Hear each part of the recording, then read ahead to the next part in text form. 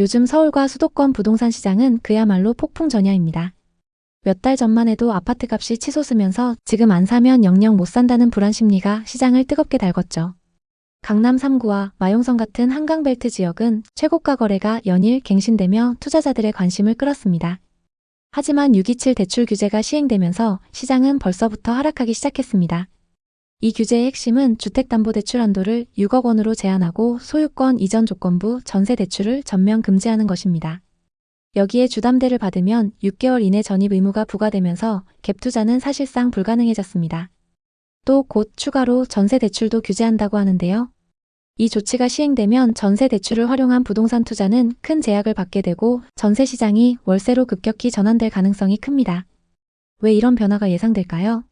전세 대출이 막히면 집주인들은 잔금을 마련하기 어려워지고 임차인들은 전세 계약을 유지하기 힘들어질 겁니다. 결국 집주인들은 전세 매물을 월세로 전환하거나 매물을 시장에 내놓지 않고 관망할 가능성이 높아집니다. 이미 서울 송파구 헬리오시티 같은 대단지 아파트에서는 월세 매물이 늘어나는 조짐이 보이고 있죠. 한국부동산원 데이터에 따르면 최근 송파구의 월세 매물 비율이 15% 이상 증가했습니다. 이 흐름은 규제가 시행되면 더욱 가속화될 것입니다. 특히 전세로 거주하던 서민과 청년층 그리고 갭투자에 뛰어든 투자자들에게 직접적인 타격으로 다가올 가능성이 큽니다.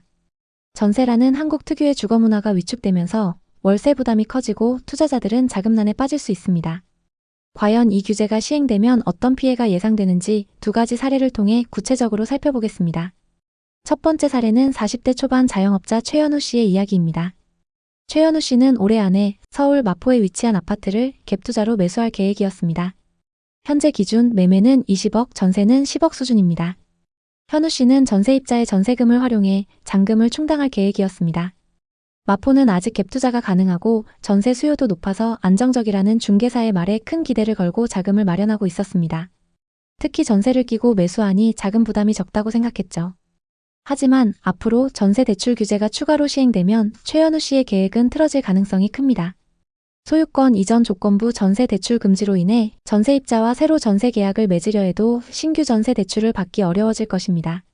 기존 임차인이 전세를 유지하지 못하고 이사하면 현우 씨는 새 임차인을 찾아야 합니다. 문제는 전세 대출 제한으로 전세 수요가 급감할 가능성이 높다는 점입니다. 이 상황에서 현우 씨는 전세 매물을 월세로 전환해야 할 가능성이 큽니다. 예를 들어 보증금 1억에 월세 350만 원으로 내놓는다 해도 고가 월세 수요가 많지 않아서 공실 위험이 커집니다. 더 큰 문제는 집값 하락입니다. 규제로 인해 호가가 2, 3억 하락할 가능성이 제기되고 있죠. 현우 씨는 이렇게 한숨을 내쉽니다. 10년 동안 자금을 마련해서 이번에 사려고 했는데 담보대출에 전세대출까지 막아버리면 아예 집을 사지 말라는 것 같네요. 두 번째 사례는 30대 초반 신혼부부인 윤지혜, 김태훈 부부의 이야기입니다. 이들은 서울 강남구 세곡동에 있는 세곡푸르지오에 전세로 거주하고 있습니다. 전세 보증금은 8억. 2년 전 계약 당시 전세 대출을 5억 받아서 보증금을 마련했죠. 부부는 강남 학군과 편리한 교통을 고려해 이 아파트를 선택했고 2년 뒤 전세를 갱신하고 나중에는 자가로 매수하자는 꿈을 품고 있었습니다. 하지만 전세 대출 규제가 시행되면 이들의 안정적인 주거 계획이 흔들릴 가능성이 큽니다. 전세 대출 규제가 강화되면 부부의 전세 대출 한도가 확 줄어듭니다. 축소된 만큼 나머지 금액을 현금으로 충당해야 합니다. 하지만 부부가 그동안 모아놓은 돈으로 이 금액을 충당할 수 있을지 걱정입니다. 집주인은 전세 대출 규제로 잔금을 맞추기 어려워지면 전세를 월세로 전환할 가능성이 높습니다. 예를 들어 보증금 1억에 월세 300만 원을 제한한다면 부부는 월 소득의 상당 부분을 주거비로 지출해야 합니다. 이는 저축은 물론이고 기본적인 생활비에도 큰 부담이 됩니다. 윤지혜 씨는 이렇게 걱정합니다. 강남에서 아이 키우며 전세로 살고 싶었는데 대출 규제가 시행되면 월세 부담 때문에 이사를 가야 할지도 몰라요. 집 없는 사람들만 더 힘들어지는 거 아닌가요? 이제 두 사례를 바탕으로 규제가 시행되면 시장에 어떤 변화가 올지 더 깊이 들여다보겠습니다.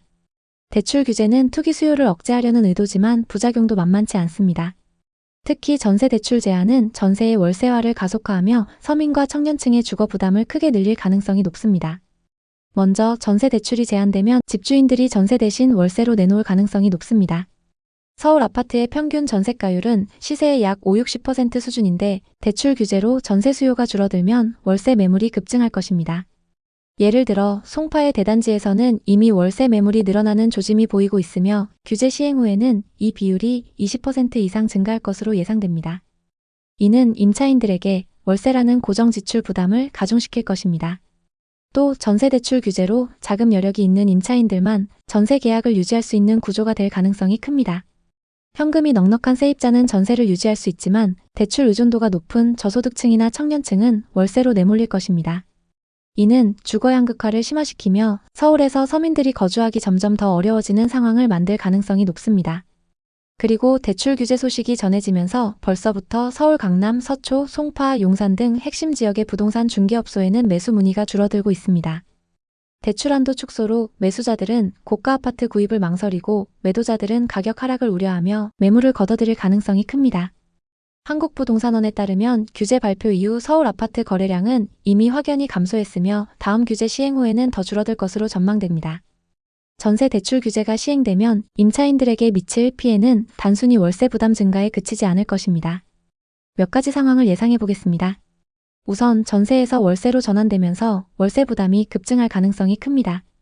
규제 시행 후 전세 대출 한도가 축소되면 전세 수요가 급격히 줄어들고 월세 수요가 늘어날 것으로 예상됩니다. 마포나 송파의 아파트 월세는 평균 3,400만 원 수준으로 일반적인 사람들이 감당하기 어려운 수준입니다. 전세 대출이 어려워지면 임차인들이 원치 않는 이사를 해야 할 가능성이 높아집니다. 예를 들어 송파구에 거주하는 사람이라면 전세 계약 만기 후 새 전세 대출을 받지 못할 경우 경기도로 이사해야 할지도 모릅니다. 서울에서 직장 다니면서 아이들 학군도 유지하고 싶었는데 대출 규제가 시행되면 어쩔 수 없이 떠나야 할 것 같아요. 이런 걱정은 많은 임차인들의 현실이 될 수 있습니다. 또 갑작스러운 규제 시행으로 일부 집주인들이 전세 보증금을 돌려주지 못하는 사례도 늘어날 가능성이 있습니다. 규제가 시행되면 자금난에 빠진 집주인들이 늘어나면서 피해가 더 커질 수 있습니다. 특히 서울 수도권 지역에서 고점에 거래됐던 매물들에서 이런 위험이 발생할 수 있습니다. 이제 여러분이 궁금해하실 부분, 다가올 규제에 어떻게 대비해야 할까? 이 부분에 대해 이야기해 볼게요. 전세 대출 규제로 월세 전환의 흐름은 피할 수 없지만 현명한 선택으로 피해를 최소화할 수 있습니다. 첫째, 자금 계획의 재점검. 규제가 시행되면 대출 한도가 줄어들 가능성이 크니 본인의 자금 여력을 미리 점검하세요. 전세 대출에 의존하던 분이라면 월세 전환 가능성을 염두에 두고 예산을 재조정해야 합니다. 예를 들어 월세 부담이 커질 경우 저축 계획을 수정하거나 미리 몇 개월치 예산을 확보하는 것도 방법입니다. 둘째, 비규제 지역 고려.